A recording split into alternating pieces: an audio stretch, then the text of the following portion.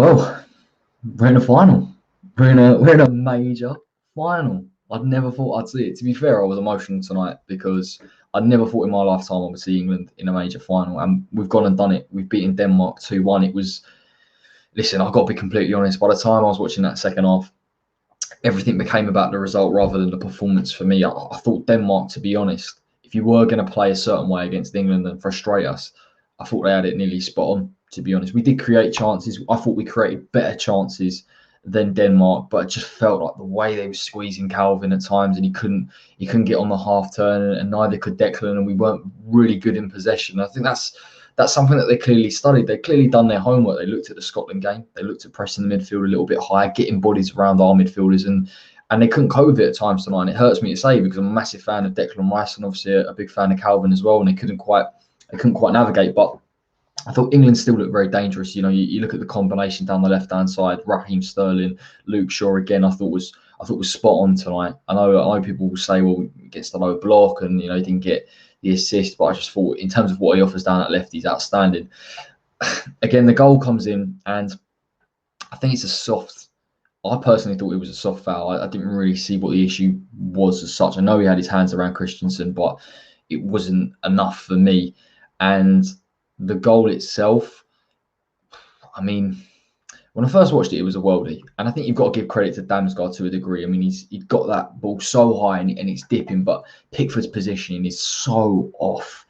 And this is what you get with Jordan Pickford. He can make really erratic decisions, or he can make really strange decisions that you can't quite read. And that was one for me. I think he'd done it for Everton earlier in the season where he's gone way too far to one side. And I don't know whether it's to give him leap, but when you've gone that far over, you never get into it. And look, I felt England could get back into the game.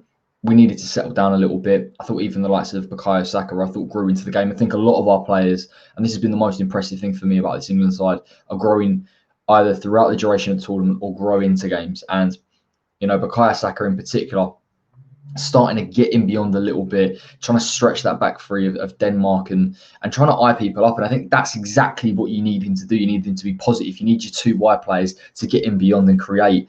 And listen, I thought people will talk about Harry Kane not having as big an impact as he could have done. I think he did. The only thing about Harry Kane that frustrates me, the only thing, and again, because his game has adapted so much now, we don't really see the Harry Kane that I think people anticipate. They anticipate at number 9, getting in a box, making the runs. He's not that player anymore. I thought because of the way that Denmark played, when England could just break their press in the midfield, he was finding space in that number 10 position. And that is really where the first goal comes from. That's where Kane thrives. I think we need to look at Harry Kane in a probably a slightly different light in terms of what he offers to the side as a playmaker and a number 9. The pass for Saka is absolutely ridiculous, by the way.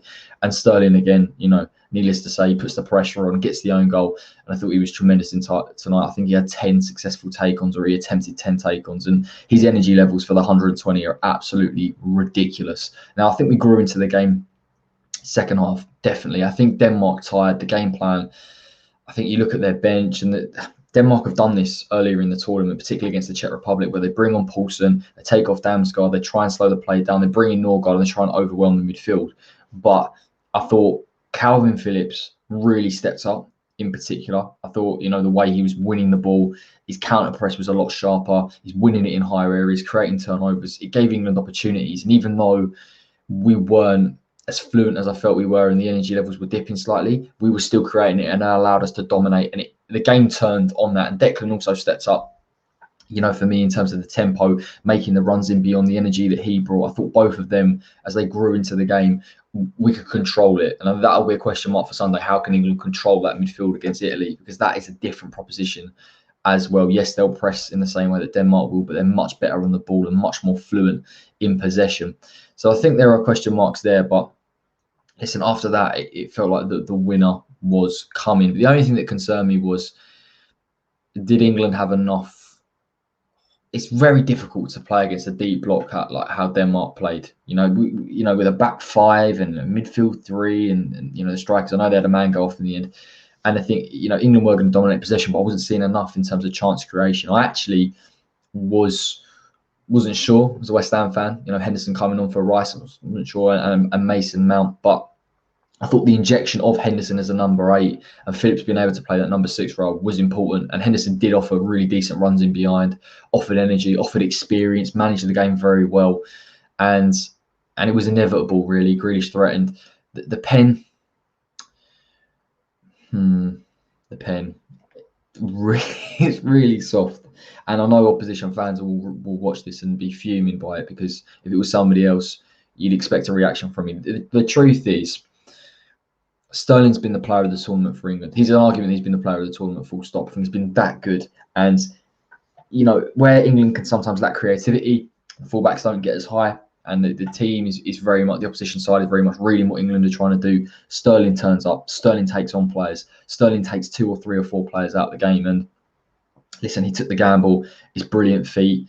And then he's felt the contact and gone. And to be honest, you know, it weren't a great penalty either, but we get the job done. We get the job done. And listen, for me, getting to the semi-final, it was never really I want to see things from a performance level. Of course I do, because I think there are big tests ahead.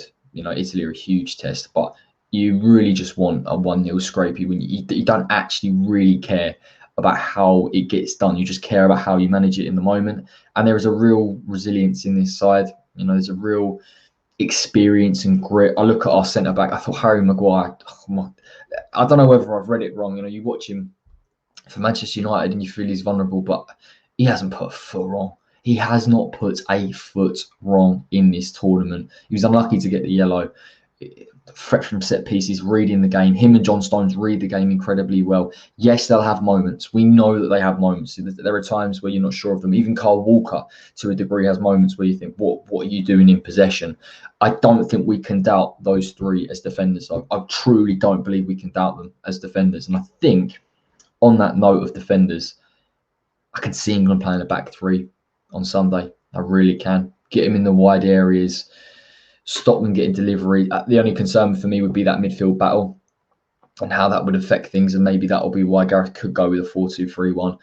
Again, I'll do a preview with someone this week. I'll try and get a little bit more content out regarding Italy as well, because I want to have a closer look at them. Because I think there is a real tough test ahead in terms of how to deal with that Italy midfield. Listen, I know, you know, Callum Phillips and Rice have been generally really good out of possession in terms of positioning and going and winning the ball and pressing, but this Italy midfield, can we afford to do that? Do we have to sit a little bit deeper and hit them on transition? Maybe we'll look at the wide areas with the wing backs to do that. But that is a question and a problem for Sunday. Thanks so much for joining me. England are through. I've never thought I'd see it to a final, a Euro final, first time ever.